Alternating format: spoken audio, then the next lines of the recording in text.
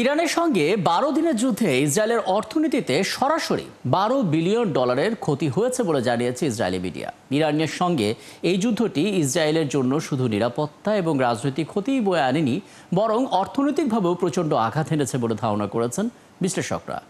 মনিরুজ্জামান বাবুর আরও একটি report. Falcon aluminium multilayer anodised হওয়ায় সম্পূর্ণ স্ক্র্যাচ প্রুফ। Falcon aluminium.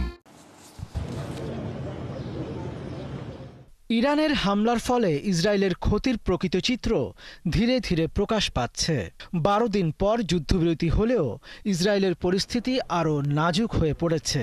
যদিও ইসরায়েলি কর্তৃপক্ষ সঠিক ক্ষয়ক্ষতির পরিসংখ্যান গোপন রাখার চেষ্টা করছে, তবু বিশ্লেষকরা বলছেন সরাসরি ক্ষতির পরিমাণ প্রায় $12 বিলিয়ন। এবং যুদ্ধ যদি দীর্ঘস্থায়ী হতো তবে ইসরায়েল সম্পূর্ণ অর্থনৈতিক পতনের মুখোমুখি হতে পারত। ইসরায়েলি গণমাধ্যমের প্রতিবেদন অনুযায়ী ইরানের ক্ষেপণাস্ত্র হামলায় প্রায় ৩৩,০০০ বাণিজ্যিক ও আবাসিক ভবন সম্পূর্ণ বা আংশিকভাবে ধ্বংস হয়েছে। এসব ভবন পুনর্নির্মাণে আনুমানিক $6 বিলিয়ন খরচ হবে। ইসরায়েলের অর্থ মন্ত্রণালয় ও কর কর্তৃপক্ষ জানিয়েছে ক্ষতিগ্রস্ত অবকাঠামো মেরামত ও ব্যবসাগুলোকে ক্ষতিপূরণ দিতে প্রায় ১০ বিলিয়ন শেকেল বা $3 বিলিয়ন প্রয়োজন। এছাড়া ইসরায়েলি স্টক এক্সচেঞ্জে ইরানের তীব্র ক্ষেপণাস্ত্র হামলা মোট রপ্তানির ৮% বাজারকে মারাত্মকভাবে ক্ষতিগ্রস্ত করেছে।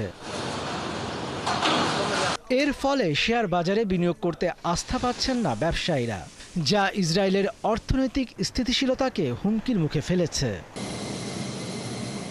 ইসরায়েলি সেনাবাহিনীর সাবেক অর্থনৈতিক বিভাগের প্রধান রাম আমিনাজ বলেছেন, ইরানের সঙ্গে যুদ্ধের খরচ ইসরায়েলের যুদ্ধ বাজেটকে ২০০ বিলিয়ন শেকেল ছাড়িয়ে ফেলেছে, কারণ তেল আবিবকে এমন ক্ষেপণাস্ত্র ব্যবহার করতে হয়েছে যার প্রতিটি মূল্য $3 মিলিয়ন বেশি।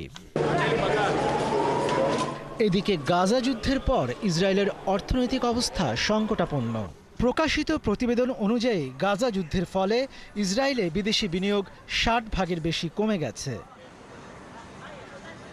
এছাড়া এই যুদ্ধের কারণে ৪৬,০০০-এর বেশি কোম্পানি বন্ধ হয়ে গেছে। প্রযুক্তি খাতের ৪৯% কোম্পানি বা স্টার্টআপ তাদের বিনিয়োগ ইসরায়েল থেকে প্রত্যাহার করেছে। এই পরিস্থিতিতে ইসরায়েলের সাবেক প্রতিরক্ষা মন্ত্রী আভিগডোর লিবারম্যান বলেছেন, নেতানিয়াহু শুধু সামরিকভাবেই ব্যর্থ হননি, বরং ইসরায়েলকে একটি নজিরবিহীন অর্থনৈতিক বিপর্যয়ের দিকে ঠেলে দিয়েছেন। মনিরুজ্জামান বাবু, ৭১।